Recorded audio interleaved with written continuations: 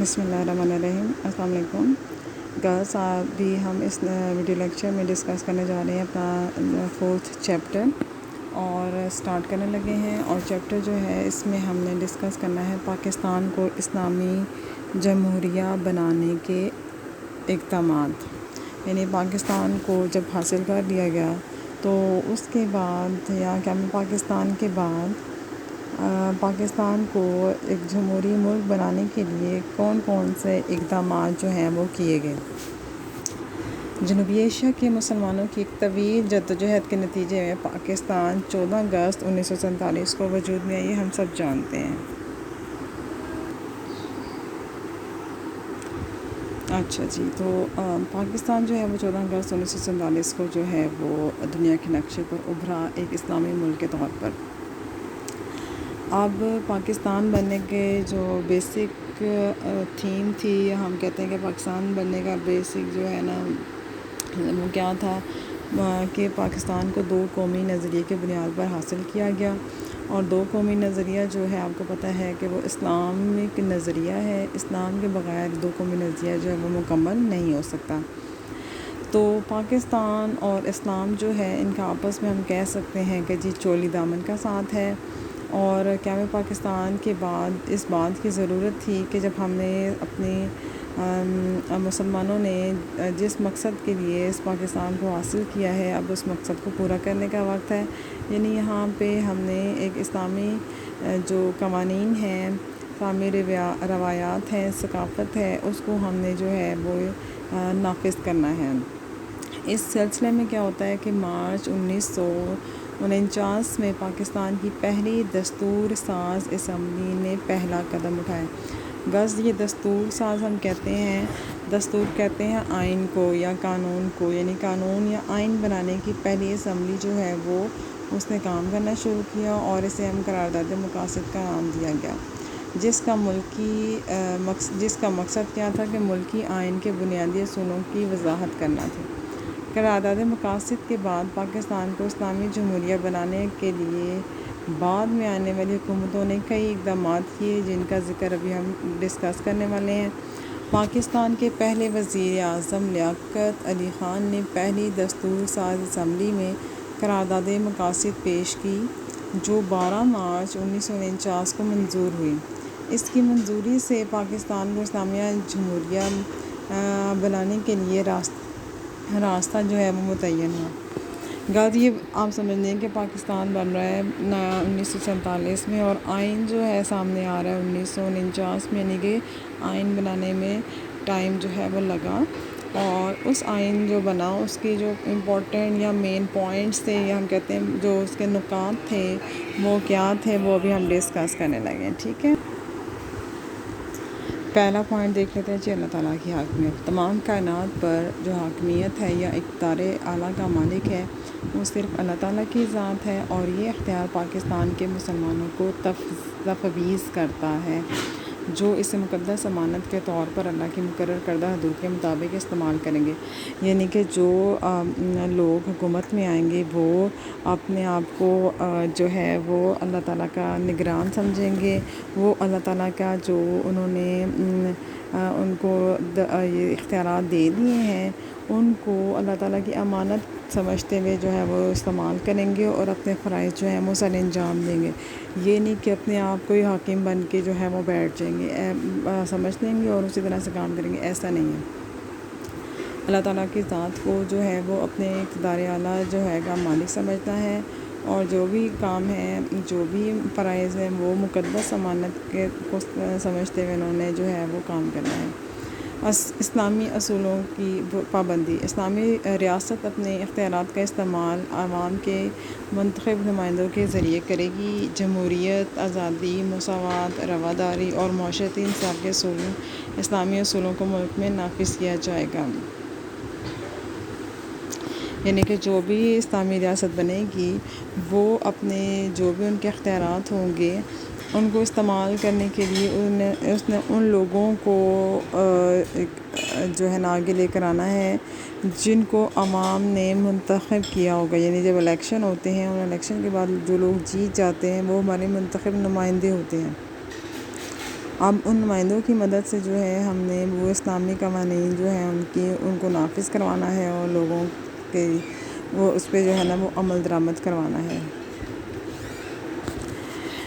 پھر آتا ہے اسلامی طرز حیات۔ مسلمانوں کو انفرادی اور اجتماعی شعبوں میں اپنی زندگیاں قرآن و سنت کی تعلیمات کی روشنی میں گزارنے کے قابل بنانا۔ اب یہ بھی ایک امپورٹنٹ پوائنٹ ہے کہ مسلمان جب اپنی زندگیاں گزاریں گے تو انفرادی طور پر اور مجموعی طور پر یا اجتماعی طور پر جو ان کی زندگیاں ہیں وہ اسلامی طرز جو ہے نا عمل کے طور پہ جو ہے وہ گزریں۔ اسلامی طرز حیات کے بعد ہم دیکھتے ہیں اقلیتوں کے حقوق۔ غیر مسلم اقلیتوں کو اپنے مذہب اور عقائد پر عمل کرنے اور اپنی ثقافت اور روایات کو ترقی دینے کی مکمل آزادی ہوگی۔ اقلیتوں اور دیگر پسماندہ طبقوں کے جائز حقوق کی حفاظت کا انتظام کیا جائے گا، یعنی کہ جو غیر مسلم ہیں، نان مسلم ہیں، ان کے لیے بھی یہ پوائنٹ رکھا گیا کہ وہ اپنے مذہب کے اور اپنے عقائد پر عمل کرنے کے لیے، اپنی روایات کو برقرار رکھنے کے لیے اور ان کو ترقی دینے کے لیے، اپنی ثقافت کے فروغ کے لیے ان کو بھی مسلمانوں کی طرح مکمل آزادی ہوگی۔ اور جو ہے اقلیتوں کے ساتھ ساتھ جو دوسرے پسماندہ طبقے سے تعلق رکھنے والے لوگ ہوں گے ان کے حقوق کا خیال رکھا جائے گا اور ان کی حفاظت کا انتظام بھی کیا جائے گا۔ وفاقی نظام۔ ملک میں وفاقی نظام حکومت قائم کیا جائے گا جس میں صوبوں کو مقررہ آئینی حدود میں خود مختاری حاصل ہوگی، یعنی کہ ایک وفاقی نظام کا مطلب یہ ہوتا ہے کہ ہم صوبوں میں تو نظام حکومت کو ڈیوائڈ کر دیا نا، اب اس کو سینٹرلائز کر کے ہم نے ایک وفاقی نظام حکومت جو بنانا ہے اور صوبوں کے اندر بھی جو ہے وہ آئینی حدود مقرر ہوں گی جس میں وہ اپنی خود مختاری سے کام کر سکیں گے۔ بنیادی حقوق۔ عوام کو بنیادی حقوق جو ہیں وہ حاصل ہوں گے۔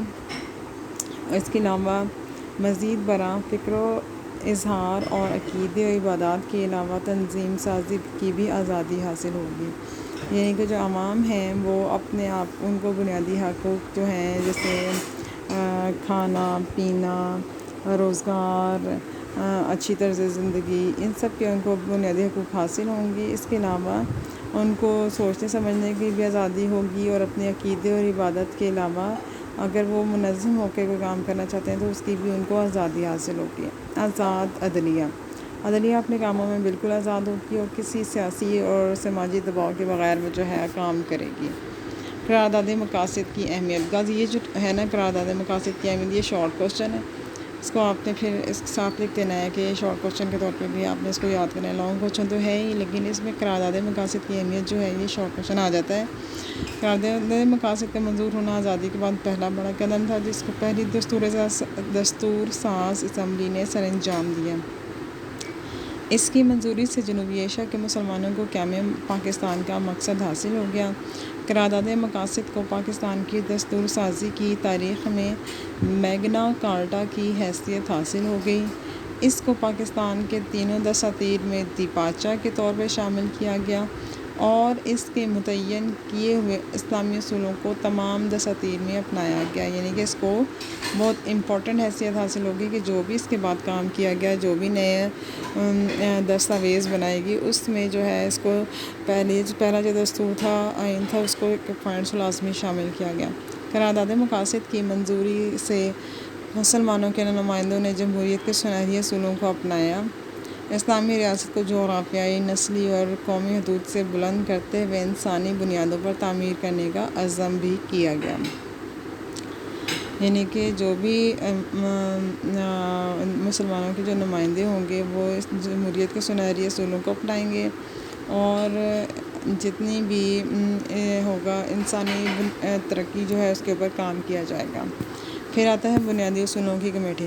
جب قرارداد پاکستان منظور ہو گئی تو اس کے بعد دستور ساز اسمبلی نے مختلف قسم کی کمیٹیاں بنائی جس میں بنیادی اصولوں کی کمیٹی بھی شامل تھی، جس کے سربراہ جو تھے وہ اس وقت کے وزیر اعظم لیاقت علی خان تھے۔ اس کمیٹی نے عبوری رپورٹ 28 ستمبر 1950 کو لیاقت علی خان کی سربراہی میں پیش کی۔ عبوری رپورٹ مطلب کہ مکمل رپورٹ جو ہے وہ 28 ستمبر 1950 کو جو ہے وہ پیش کی نامکمل ہونے کی وجہ سے یعنی کہ آپ سمجھیں کہ عبوری تھی، اس پہ ابھی کچھ پوائنٹس رہتے تھے، تو اس پر شدید رد عمل ہوا اور نظر ثانی کے لیے کہا گیا۔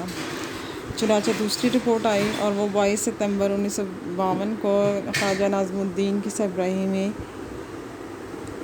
پیش ہوئی۔ اس رپورٹ میں ایک حصہ اسلامی اصولوں کے لیے مخصوص کیا گیا تھا، جس میں کہا گیا تھا کہ قرارداد مقاصد کو آئین کی ابتدائیہ میں شامل کیا جائے گا۔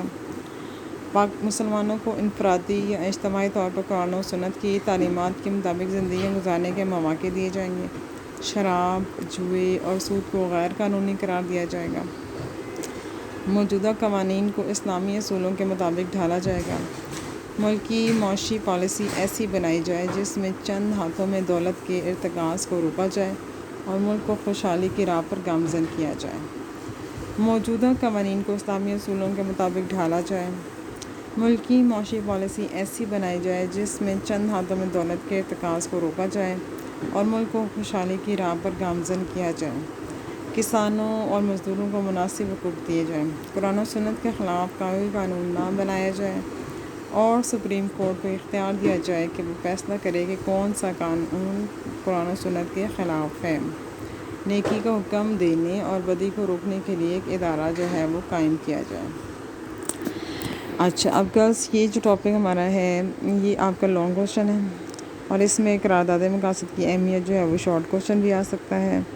آپ نے اس ٹاپک کو ایز اٹ از جو ہے نا وہ یاد کر لینا ہے۔ پوائنٹس اس کے امپورٹنٹ ہے۔ بنیادی اصولوں کی کمیٹی کب قائم ہوئی، اس طرح کے جو ہے نا پہلی رپورٹ کب آئی، عبوری رپورٹ تھی وہ کب آئی، دوسری رپورٹ کب آئی، یہ آپ نے تاریخ جو ہے نا ساتھ یاد کر لینی ہے۔ یہ ایم سی کیوز وغیرہ میں آ سکتا ہے، ٹھیک ہے۔ جو اس کے امپورٹنٹ پوائنٹس تھے وہ آپ نے یاد کر لینے ہیں، کیونکہ یہ لانگ کوشچن میں جب آتا ہے تو پھر آپ نے اسی طرح سے مینشن کرنے ہوتے ہیں، ٹھیک ہے۔ اس کو آپ نے یاد کر لینا ہے۔ جو اسائنمنٹ اس سے پچھلے ویڈیو لیکچر میں دی ہے وہ آپ نے کمپلیٹ کر کے مجھے سینڈ کرنی ہے۔ اپنا خیال رکھیے گا اور دعا میں یاد رکھیے گا۔